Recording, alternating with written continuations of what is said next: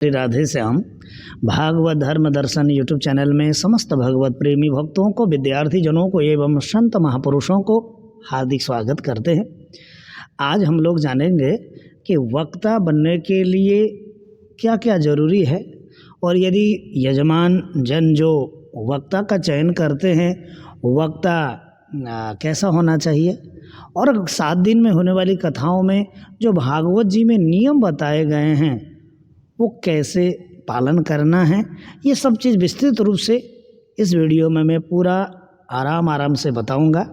तो जिनको अच्छी तरीके से समझना है वो वीडियो को पूरा देखिएगा, ताकि कोई भी विषय छूटे नहीं, क्योंकि अभी ध्यान देने वाली बात है, मैं बता रहा हूँ। सबसे पहले बात देखो, भागवत कथा में सबसे पहले तो मुहूर्त की परम आवश्यकता बताई गई है। यदि सकाम अनुष्ठान है ना, पितृमोक्षार्थ यदि आप कर रहे हैं या किसी भी कामना से आपने भागवत जी का आयोजन किया है, मुहूर्त परम आवश्यक है। भागवत जी के महात्म्य में लिखा गया है, महात्म्य के, और यदि ज़्यादा जानना है आपको तो भागवत जी में जो पद्म पुराण अंतर्गत जो महात्म्य है उसमें दिया गया है। पूरा उस 6वें अध्याय, महात्म्य के 6वें अध्याय को आप आराम से पढ़ लो, सब कुछ समझ लेंगे, ठीक है। वो बताया गया विस्तृत रूप से वहाँ। और भागवत वाचक बनने के लिए देखिएगा, पहले तो आपको मूल पाठ भी तैयारी बहुत ज़रूरी है। भागवत वक्ता बनने के लिए मूल पाठ करना आना चाहिए, क्योंकि भागवत जो विषय है वो छोटा विषय नहीं है। देखिएगा, मैं आपको दिखा दूं कैसे कैसे पुस्तक होते हैं, और यजमान लोग भी देख लें कि कितनी बड़ी पुस्तकें हैं। और यजमानों को भी यह है कि आप लोग भी घर में कथा कराने से पूर्व सबसे पहले आपको इन पुस्तकों को पढ़ना आवश्यक है, क्योंकि कथा का विशेष रस लेना है, कथा का विशेष आपको फल प्राप्त करना है, तो इन 2 पुस्तकों को पढ़ना जरूरी है। देखिएगा, ये 2 पुस्तकें, प्रथम खंड और द्वितीय खंड, विशेष करके आम जनता के लिए बहुत ही सरल है। गीता प्रेस के द्वारा ये छपाया गया है।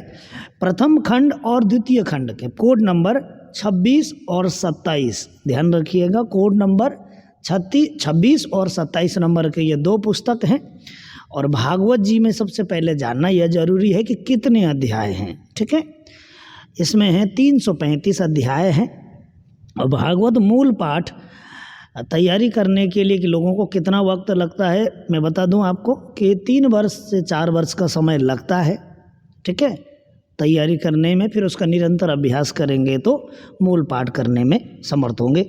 तो भागवत जी के विषय में यह है कि भागवत जी एक अनुष्ठान है, ठीक है।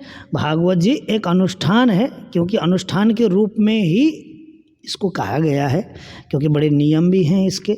और मैं आपको बता देता हूँ पूरा है ना, कि कैसे क्या है। मैंने वैसे जानकारी लिया है कि लोगों के द्वारा मुझे कमेंट्स आए थे, तो सबने बताया कि महाराज जी ये विचार है, तो इस पर विचार विमर्श करिए हैं, तो मुझे बताया लोगों के द्वारा। तो देखिए, सबसे पहले तो जो वक्ता होंगे उनको वैदिक मंत्र उच्चारण भी आना चाहिए, वक्ता हो, क्योंकि वक्ता और जो मूल पाठक होते, वाचक और उपवाचक, ठीक है, दोनों को दोनों कार्य आने चाहिए। ये भागवत के अनुसार ये बताया गया है, क्योंकि यदि वक्ता कभी बीमार पड़ जाए तो जो उपवाचक मूल पाठक होते हैं उनको भी कथा आनी चाहिए, ताकि उस अनुष्ठान को पूरा कर सके। और जो यदि मूल पाठक कभी बीमार हो जाए, कुछ हो जाए, तो वक्ता का कर्तव्य होता है उस मूल पाठ को पूरा करना, ठीक है। ये बताया गया भागवत जी में, क्योंकि ऐसा ही भागवत जी में वर्णित है, पद्म पुराण अंतर्गत जो महात्म्य में है वहाँ तक लिखा गया है। और देखो, कथा के आरंभ के 1 दिन पूर्व, है ना, मुहूर्त आदि तो आपने देख लिया, सब कुछ तैयारी हो गई, तो क्षौर क्रिया बताई गई है। यदि आप सदग्रस्त हैं, वक्ता हैं, तो आपके लिए क्षौर क्रिया माने मुंडन कराना बताया गया है यहाँ। वक्त्रा क्षौरम प्रकर्तव्यम दीनाधवार व्रताप्तये लिखा गया है। कथा के आरंभ के 1 दिन पूर्व व्रत ग्रहण करने के लिए वक्ता को क्षौर कर लेना चाहिए, ठीक है, वक्ता। और यदि कोई विरक्त वक्ता है तो उनको कुछ नहीं करना, उनको उनका भी नियम है, क्योंकि भागवत जी एक अनुष्ठान है, एक नियम है।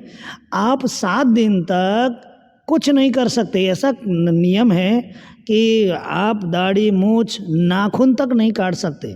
अनुष्ठान है ये, इसमें बहुत अनुष्ठानों का नियम होता है। भूमि शयन करना होता है, ठीक है, ये बहुत कुछ नियम है। तो आप 6वें अध्याय को देख के पढ़ लो, अच्छी तरीके से समझ में आ जाएगा, जिन आम जनताओं को पता नहीं है इसके लिए। और जो वक्ता हैं उनके लिए क्या है कि संध्या आदि से अपने नित्य कर्मों से संक्षिप्त में समाप्त करके कथा के विघ्नों की निवृत्ति के लिए गणेश जी का पूजन करें, ठीक है। तो पूजन करना दोनों को आना चाहिए। मैं बता दूं आपको, वक्ता को केवल आचार्यों को ही नहीं, वक्ता को भी आना चाहिए। वक्ता और जो मूल पाठक होते हैं उपवाचक, वैसे बहुत से लोग क्या करते हैं कि मुझे ये अटपटा दृश्य भी लगता है कि आप मूल पाठक को आप नीचे बैठाते हैं और वक्ता जो ऊपर से कथा भांजते हैं, जबकि यह ऐसा नहीं होना चाहिए, क्योंकि मूल पाठक का सबसे ज़्यादा महिमा है। जो मूल पाठक, क्योंकि यजमान को जो फलश्रुति प्राप्त होता है वो मूल पाठक के द्वारा ही होता है।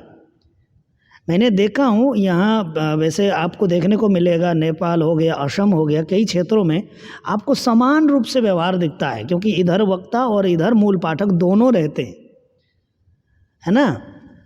और मूल पाठ का ऐसा महिमा है कि यहाँ तो मैंने देखा नहीं हूँ बहुत से, जैसे कि मान लो अभी वर्तमान में तो ये देखता नहीं हूँ, लेकिन मूल पाठ मैं आपको बता दूँ कि मूल पाठ भी श्रवण करना जरूरी है।